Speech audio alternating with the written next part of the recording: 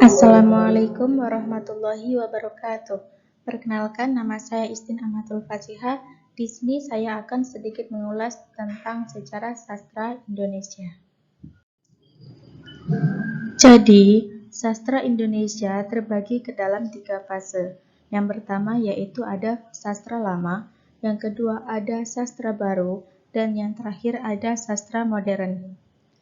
Yang pertama, sastra lama, yaitu karya sastra yang lahir dalam masyarakat lama, yaitu suatu masyarakat yang masih memegang adat istiadat yang berlaku di daerahnya. Karya sastra lama biasanya berisi tentang pesan moral, pendidikan, adat istiadat, serta ajaran-ajaran agama. Sastra lama juga sering diartikan sebagai sastra Melayu yang tercipta dari suatu ujaran atau ucapan. Sastra lama masuk ke Indonesia pada abad ke-13 bersamaan dengan masuknya agama Islam ke Indonesia. Bukti peninggalan sastra lama dapat dilihat pada 2 bait syair pada batu nisan seorang muslim di Minyak 7, Aceh. Ciri dari sastra lama yang pertama yaitu tidak ada pengarangnya. Yang kedua yaitu terikat pada kehidupan di istana kerajaan. Yang ketiga, tema karangan bersifat fantastis. Yang keempat, karangan berbentuk tradisional. Yang kelima, proses perkembangannya statis. Dan yang terakhir yaitu bahasa yang digunakan cenderung klise. Bentuk-bentuk sastra lama dapat berupa pantun, gurindam, syair, fabel, mantra, dan sage.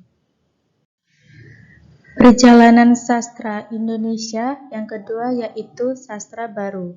Jadi, karya sastra baru merupakan karya sastra yang sudah tidak dipengaruhi oleh adat kebiasaan masyarakat sekitarnya.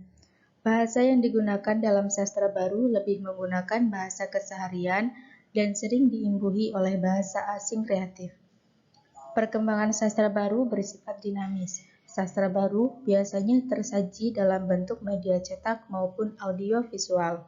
Sastra baru diperkirakan muncul setelah adanya pengaruh dari negara asing yang singgah di Indonesia. Ciri dari sastra baru yang pertama yaitu pengarang dikenal oleh masyarakat luas. Yang kedua, bahasanya tidak klise.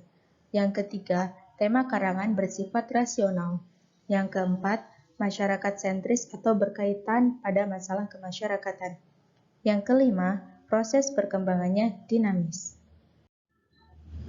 Bentuk sastra baru dapat berupa biografi, cerpen, novel, drama, dan soneta.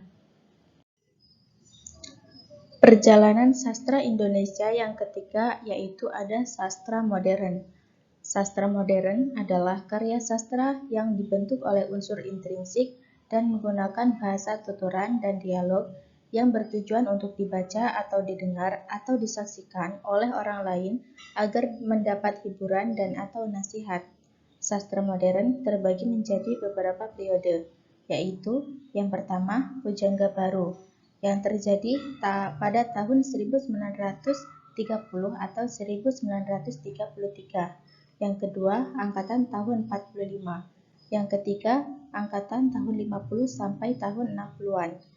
Yang keempat, angkatan tahun 66 sampai tahun 70-an.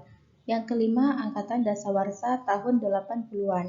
Yang keenam, angkatan reformasi. Yang ketujuh, angkatan 2000-an. Dan yang kedelapan, cyber sastra. Ciri dari sastra modern yang pertama yaitu gaya yang aktif romantis.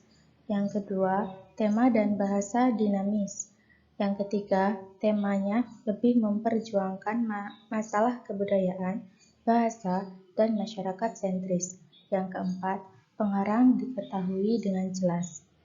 Bentuk sastra modern dapat berupa puisi, prosa, maupun drama.